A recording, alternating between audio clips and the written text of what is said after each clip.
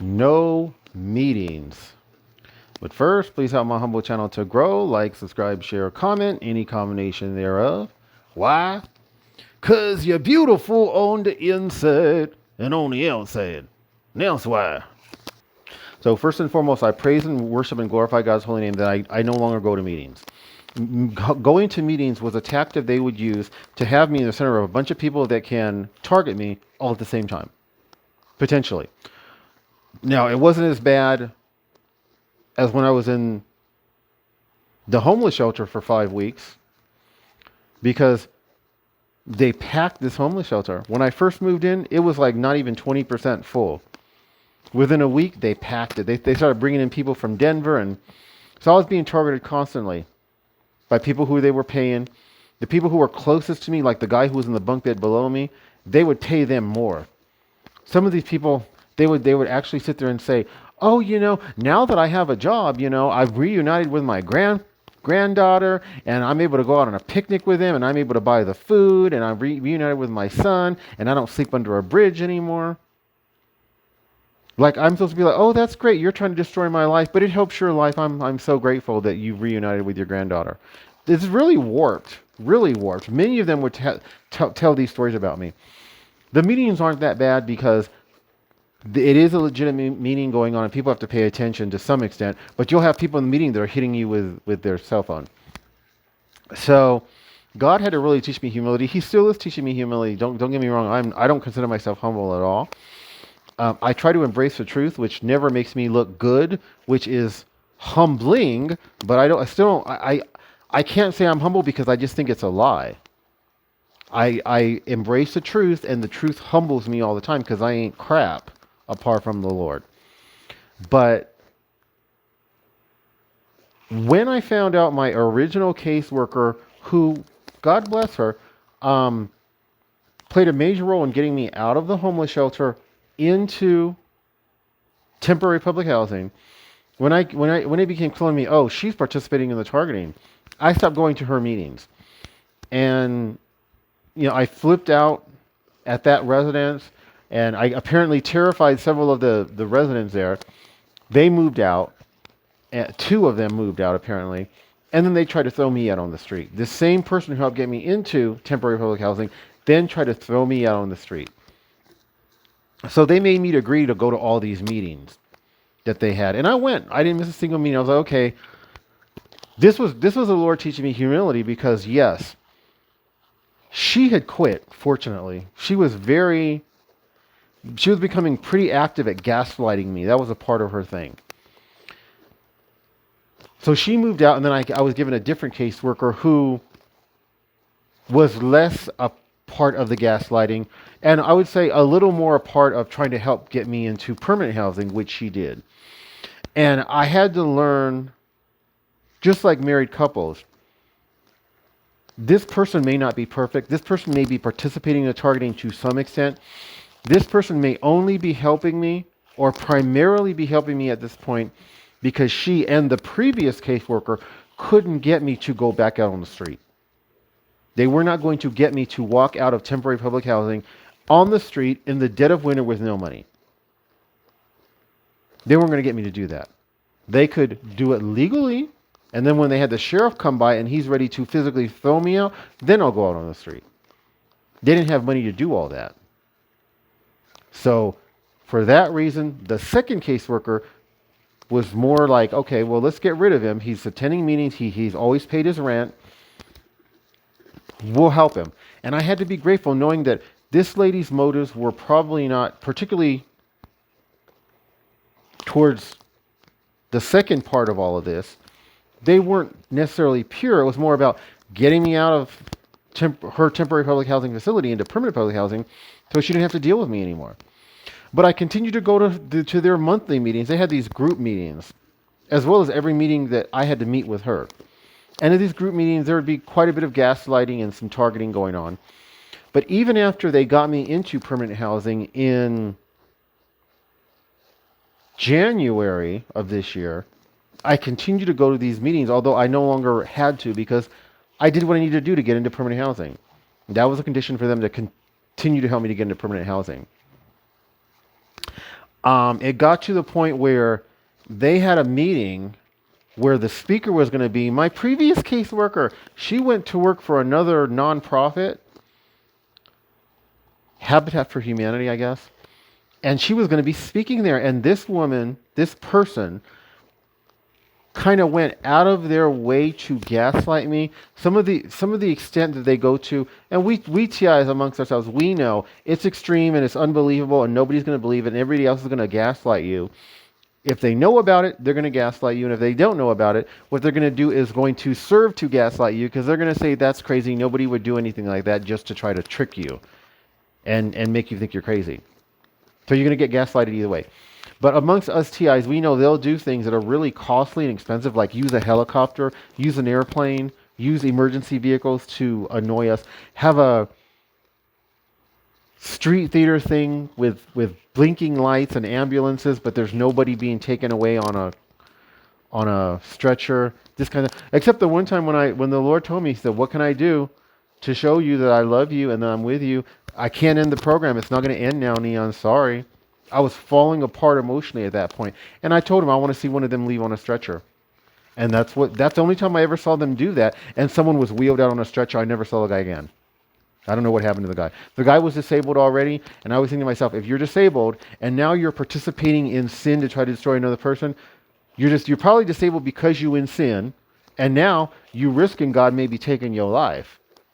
And that might have been what God did with that guy. I don't know. But I literally never saw the guy again. And the guy would always limp out. He was disabled. He would always limp out of his place. It was very, very like Tales from the Crypt. It was very eerie, particularly because he was, and he'd always come out whenever I came out of my door. His place was across the street from me, and his door was kind of like a fairly direct line of sight. That was the only time. But, y'all, I don't even remember, what was I talking about? Let me pause this.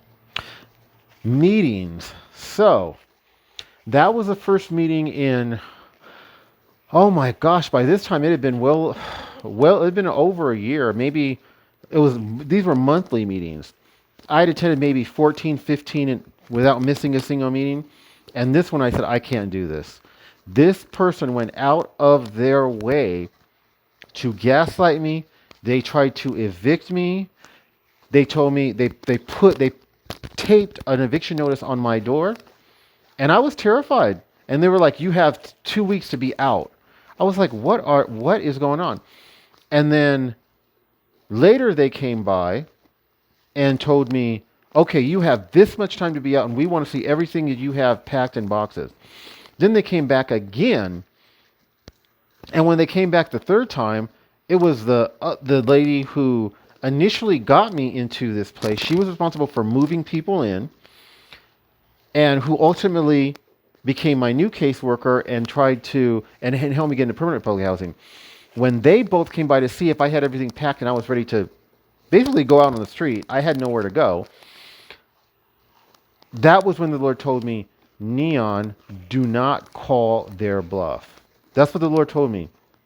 And I was like, "Oh, they're bluffing. This is all bluffing. They're not going to evict me.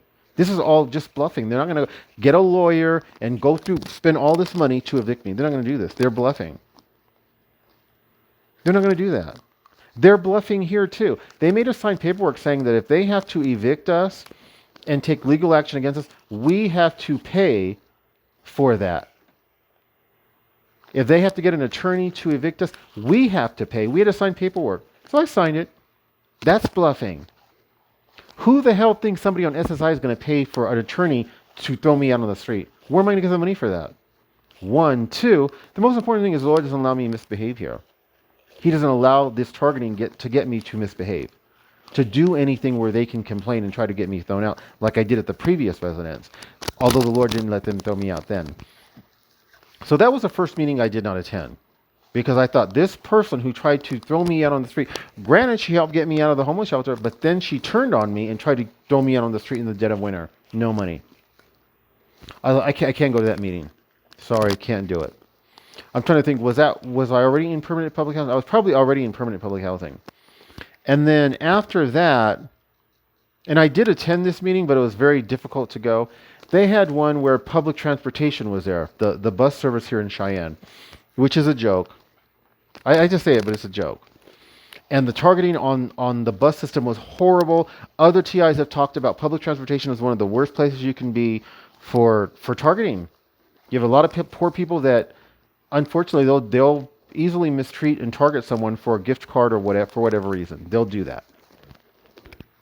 So the targeting on there was horrible. There was a whole scheme that they did to me to write me up where during COVID you would call the bus and you would schedule the bus, and they tried to make it look as though I stood the bus up, but in fact when my bus came, another dude jumped on the bus and made it to where it would seem like, oh, that bus wasn't for me, that was for this dude who was waiting already. And then they could claim, and the bus waited like 10 minutes.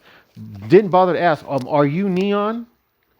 Didn't bother to ask. They just said, oh, well, you stood up the bus, so now you can't use the bus for a week. And I was already at the end of my rope. Like, I was just barely hanging in there. So that was exceedingly upsetting for me. So when they had the meeting there, that wound up being, I think, the last meeting I attended, where the bus came, the bus company, 2 representatives from this, public transportation came and they spoke. It was interesting because I didn't want to go. I was super tired. It was all I could do to stay awake during the meeting. It was the first meeting where I refused to sit up front or to sit in the middle. I sat in the back. They didn't like me sitting in the back where I could keep an eye on everybody, because they wanted to have someone behind me who could be hitting me with their phone, pretending like they're texting someone, but they're hitting me with a DW. That was the first meeting that I said, no, I'm sitting in the back. And the lady didn't push it. At first Neon, someone's sitting there already. You need to sit in one of the front tables. And I was like, well, no, I'm going to stay here. No, you need to sit. I said, okay, well, maybe I'll move when they get here or whatever. I don't know how it worked out, but I ended up staying. And then after that, I said, you know what? I did my part. I attended their monthly meetings. For the whole time they were helping me get permanent housing. I attended 6 months after they got me public housing. Why am I going to attend these meetings to make it easy for them to target me? And I haven't attended a meeting since. We have house meetings here where tenants come together and they meet. And initially, they wouldn't post anything. They might post a public notice downstairs. Oh, there's going to be a meeting on this day. But I didn't attend those meetings. Partially because the first 6 months here, I was attending meetings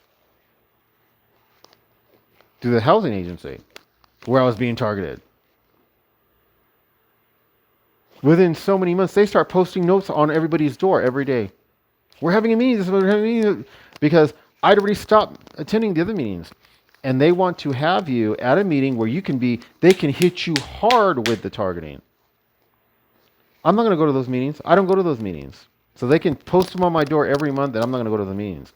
And I give God the praise and the glory to not go to those meetings. They've done the whole, these meetings are exceedingly important. You really need to attend. Oh, we're going to be giving snacks. You should attend. No, I'm not going to attend. I don't need to go to those meetings. God has me mentally stable, emotionally stable. All I need is the Lord. And when I need human beings in my life, God will bring them, but not like that. I'm not even in contact with TIs. Haven't found a single TI that will follow God, that will pay tithes and offerings, that will pray. So I don't want to be in contact with TIs. All they do is complain about the targeting. I don't want to deal with it. So I'm all alone, but in a sense, I'm not alone at all, because the Most High God, He's with me, protecting me, keeping me sane. I'm in a state of isolation, so I'm not leaving my room that much. Unless I have to go shopping, pay the rent, something that has to be done, I'm not leaving my room. This feels like the right thing to do right now. I don't see myself as probably staying in my room for like months at a time, which I've done. But it's possible I might stay in my room for a week or longer. I don't know. But this feels like the right thing to do. And with God protecting me, it's not a big deal. They try to make it, they try to make the program worse and worse. But when you have the Holy Spirit of God protecting you, it just gets better and better. The program gets weaker and weaker, and God gets stronger and stronger. So follow what I teach in all my videos, pay your tithes and offerings, pray 2.5 hours every day, and watch God work powerfully on your behalf. If you do it consistently, without fail, pray that God make you do so. God bless.